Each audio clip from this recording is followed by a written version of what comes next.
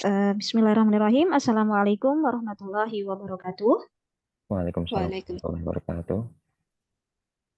Perkenalkan, kami dari kelompok A2 yang beranggotakan Ibu Tri Wahyuni selaku coach dan Bapak Andi Handoko sebagai coachee dan saya sendiri Malika sebagai observer. Sebelum kegiatan coaching kita mulai, saya akan bertanya beberapa pertanyaan kepada coach Ibu Tri Wahyuni. Ibu Tri, apa kabar? Alhamdulillah baik, Bu Malika. Baik, Putri, sebelum Anda melakukan coaching kepada Pak Andi, saya akan melontarkan beberapa pertanyaan, begitu Ibu ya. Ya, Baik, pertanyaan pertama Ibu, bagaimana rubrik penilaian yang akan digunakan Ibu pada kegiatan coaching kali ini? ya. Pada kegiatan coaching kali ini saya akan menggunakan alur Tirta, yaitu menemukan tujuan, identifikasi, rencana aksi, dan tanggung jawab. Dan selain itu, saya juga akan menerapkan prinsip coaching, yaitu kemitraan, proses kreatif, dan memaksimalkan potensi. Baik, berarti untuk rubrik penilaian, Putri Wahyuni ini menggunakan alur cerita seperti itu Ibu ya. Untuk pertanyaan kedua Ibu, Ya. kompetensi apa yang ingin dikembangkan oleh Ibu Triwahyuni dalam proses coaching kali ini? Ya, kompetensi yang ingin saya kembangkan yaitu ada 3. Yang pertama, kehadiran penuh, mendengarkan aktif, serta memberikan pertanyaan berbobot. Baik, berarti kompetensi yang ingin dikembangkan ada 3 Ibu Triwahyuni ya. Baik, pertanyaan ketiga, bagian kompetensi mana yang secara spesifik ingin diobservasi?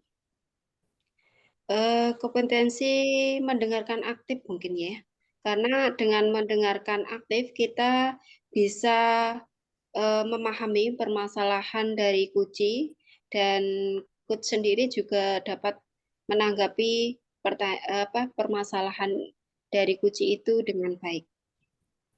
Baik, ini pertanyaan terakhir Ibu Tri ya. Indikator ketercapaian seperti apa yang ingin dicapai oleh Ibu Triwahyuni dalam kegiatan coaching kali ini? Ya, saya ingin kunci ini nanti bisa menemukan solusi dari permasalahan atau bisa menemukan langkah-langkah dalam mengatasi permasalahannya itu sendiri. Baik, cukup sekian Ibu untuk pertanyaan praobservasi. Silahkan Ibu Triwahyuni untuk melakukan sesi coaching kepada Pak Andi. Saya akan mengamati. Terima kasih. Oke. Assalamualaikum Pak Andi, bagaimana kabarnya hari ini? Waalaikumsalam Putri. Alhamdulillah kabar baik. Lalu bagaimana dengan kabar Putri sendiri? Ya, Alhamdulillah saya juga baik Pak. Tadi Pak Andi WA saya ya, janjian pengen ketemu. Kira-kira ada hal yang perlu disampaikan atau ada hal yang lain, Pak? Betul Bu, tadi saya membuat janji dengan Putri. Ada sedikit permasalahan tentang pembelajaran di kelas 7D yang membuat saya sedikit resah. Jadi sepertinya saya perlu di-coaching oleh Putri supaya mendapat pencerahan. Oh, jadi tujuan pertemuan kita kali ini itu akan membahas keresahan Pak Andi tentang masalah pembelajaran di kelas 7D. Begitu ya, Pak? Betul Bu, nah, supaya dengan coaching ini nanti saya mendapat solusi dari permasalahan yang saya hadapi. Ya, baiklah. Kalau saya boleh tahu, Pak, apa yang terjadi di kelas 7D? Jadi begini Bu, setiap saya mengajar di kelas 7D, siswa itu tampak kurang antusias dan cenderung pasif. Setiap saya melakukan kegiatan tanya jawab, jarang sekali siswa yang mau bertanya atau menjawab secara mandiri dari pertanyaan-pertanyaan yang saya lontarkan. Oh, lalu bagaimana Pak Andi merespon siswa yang pasif seperti itu? Ya, kalau tidak ada yang mau menjawab, saya biasanya menunjuk beberapa siswa untuk menjawab pertanyaan saya. Dan kalau tidak bisa menjawab, saya biasanya melempar kepada siswa yang lainnya, seperti itu, Bu. Menurut Pak Andi nih, apakah siswa menjadi antusias setelah ditunjuk? Ya, saya lihat siswa lebih aktif ya, Bu. Tetapi apa namanya, antusiasnya itu terlihat biasa saja. Bahkan saya merasa mereka itu terbebani dengan pertanyaan-pertanyaan saya. Apalagi siswa yang saya tunjuk itu tidak bisa menjawab pertanyaan dari saya. Saya melihat mereka itu kadang malu. Padahal kan niat saya itu baik, Bu, supaya mereka itu lebih aktif di kelas dan bisa belajar untuk menyampaikan pendapat. Iya, Pak Andi. Eh, Pak Andi sudah berusaha mencari penyebab mereka kurang antusias ya. Apakah itu hanya berlaku di pembelajaran Pak Andi saja atau di pembelajaran lain juga seperti itu, Pak?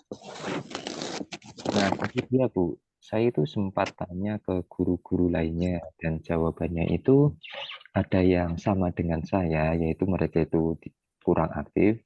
Namun ada juga yang menyatakan bahwa kelas 7D itu aktif. Nah, itu setelah saya analisis untuk beberapa mata pelajaran yang banyak teori, itu seperti IPS, PKN, Bahasa Indonesia saya sendiri, itu mereka guru-guru yang mengampu mata pelajaran itu mengatakan kelas 7D itu juga tidak aktif, Bu. Tetapi berbeda dengan guru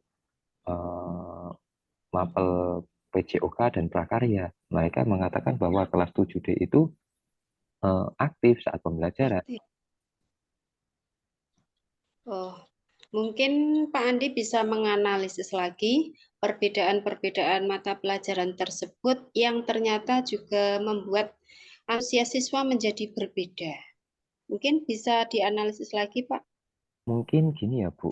Saya itu kadang berpikir apa karena pelajaran bahasa Indonesia, IPS, PKN itu banyak teori dan mungkin banyak menulis ya, Bu, sehingga mereka itu tidak antusias. Tapi beda lagi dengan pelajaran PJOK dan prakarya. Biasanya kan PJOK dan prakarya itu menuntut praktik ya, Bu. Jadi praktik sedikit teori. Jadi anak-anak 7D mungkin lebih antusias dengan praktik semacam itu.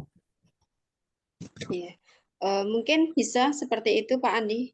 Nah, kira-kira setelah tahu permasalahannya, apa rencana Pak Andi ke depannya? Gini ya, Bu, saya dari analisis tadi, saya berpikir saya nanti akan mengurangi teori ya, Bu. Kemudian memperbanyak praktik dalam pembelajaran. Tapi ke depannya itu saya juga berpikir, apa kalau kan bahasa Indonesia itu banyak menulis, kalau praktik banyak menulis itu pasti mereka tambah bosan. Nah, saya berpikir gini, Bu, apa namanya, nanti praktiknya saya kemas seperti permainan. Jadi mereka itu lebih atraktif di kelas dan mungkin lebih antusias terhadap mata pelajaran saya. Wah, berarti nanti akan dikemas dalam praktek bahasa Indonesia itu dalam bentuk permainan itu ya. Adakah hal lain Pak Andi agar siswa menjadi lebih antusias dan aktif lagi? Mungkin nanti saya akan memasukkan ice breaking dalam pembelajaran ya, Bu. Selain itu kan sekarang eranya era digital, saya akan memanfaatkan gawai mereka untuk mengikuti pembelajaran kuis daring secara digital, misalnya memakai Mentimeter, Quizzes, Kahoot, dan sebagainya. Wah, itu ide yang sangat bagus, Pak Andi. Pasti siswa akan lebih antusias, apalagi kalau ada ice breaking dan permainan yang berbasis digital. Lalu, bagaimana tanggung jawab Pak Andi terkait pelaksanaan rencana tersebut? Dan kira-kira ada pihak yang perlu dilibatkan tidak? Eh, untuk tanggung jawab saya, minggu ini, Bu, minggu ini insya Allah saya akan membuat rancangan pembelajaran yang seperti saya sampaikan tadi. Saya nanti akan bekerja sama dengan guru yang terbiasa melakukan ice breaking. Kemudian saya juga nanti melibatkan guru yang sudah pandai aplikasi-aplikasi digital terutama di bidang pembelajaran ya, walaupun saya sedikit-sedikit juga bisa Bu, tapi nanti saya berkolaborasi dengan guru tersebut biar saya lebih mantap lagi. Lalu minggu ini itu rencana, minggu depannya itu saya akan mencoba menerapkan di kelas. Ya, rencana yang sangat luar biasa, Pak Andi. Biar tahu nanti ada perubahan atau tidak, hal apa yang bisa dilakukan Pak Andi? Ya, nanti biar tahu ada perubahan itu setelah pembelajaran, saya akan coba melakukan refleksi ya Bu, baik saya sendiri maupun refleksi dari siswa. Nah, dari hasil refleksi itu nanti saya akan membuat rencana tindak lanjut. Wah, sangat luar biasa Pak Andi. Ada perencanaan, pelaksanaan, refleksi, dan tindak lanjut. Pasti pembelajaran yang akan Pak Andi lakukan ini bisa sukses dan membuat siswa aktif dan antusias. Ya Bu, terima kasih Bu. Dengan coaching hari ini saya bisa mendapatkan pencerahan sekaligus solusi. Sekali lagi terima kasih Bu Tri. Ya, sama-sama Pak Andi. Di pertemuan ini saya juga sangat terinspirasi dengan ide-ide Pak Andi untuk membuat pembelajaran yang menyenangkan. Mungkin ada masalah lagi yang ingin disampaikan, Pak Andi? Tidak Bu, mungkin itu saja, cukup itu dulu saja. Oke, baik. Selamat bekerja, Pak Andi. Semoga anak didik kita semakin senang mengikuti pembelajaran. Assalamualaikum warahmatullahi wabarakatuh. Waalaikumsalam warahmatullahi wabarakatuh. Ya, baik Putri. Jadi saya sudah mengamati jalannya kucing yang sudah dilakukan oleh Putri dan juga Pak Andi. Ini ada beberapa pertanyaan sebelum penutupan Putri ya. Pertanyaan pertama, apa saja yang sudah Putri Wahyuni lakukan pada saat kucing terkait indikator yang ingin dicapai? Iya, tadi kita sudah melakukan coaching dengan alur data dan itu sudah tertuang semuanya di percakapan kucing tadi, diantaranya kita bisa menemukan tujuan, identifikasi, rencana aksi, dan tanggung jawab. Sehingga alur tersebut dapat menggali kunci untuk menceritakan permasalahan-permasalahan dan bisa menemukan solusinya. Baik, Putri. Menurut saya, selaku pengamat, proses kucing antara Putri Wahyuni dengan Pak Andi tadi sudah berjalan dengan baik, sesuai dengan alur tirta. Putri Wahyuni juga mampu menggali kompetensi Kuci dengan pertanyaan-pertanyaan berbobot, sehingga Kuci mampu menemukan sendiri solusi atas permasalahannya. Proses kucing yang dilakukan juga sudah sesuai dengan prinsip kucing. Seperti itu, Pak Putri. Ya. Pertanyaan terakhir, Bu. Kompetensi apa lagi yang ingin dicapai dan dikembangkan terkait proses kucing tadi? Ya, kompetensi yang ingin saya kembangkan lagi mungkin untuk memberikan pertanyaan berbobot tadi ya. Mungkin saya perlu lebih memahami lagi, perlu banyak belajar lagi dan sekaligus juga lebih memahami alur tirta sehingga saya bisa melakukan coaching bisa lebih baik lagi. Ya, baik, terima kasih Putri. Saya kira sudah cukup observasi kita kali ini. Semoga bermanfaat dan kita dapat melakukan kucing lebih baik lagi. Ya, demikian Bapak Ibu, kucing dari kelompok A2 sudah terlaksana dengan baik. Saya selaku observer mengucapkan terima kasih dan saya akhiri. Wassalamualaikum warahmatullahi wabarakatuh. Waalaikumsalam Waalaikumsalam. warahmatullahi wabarakatuh.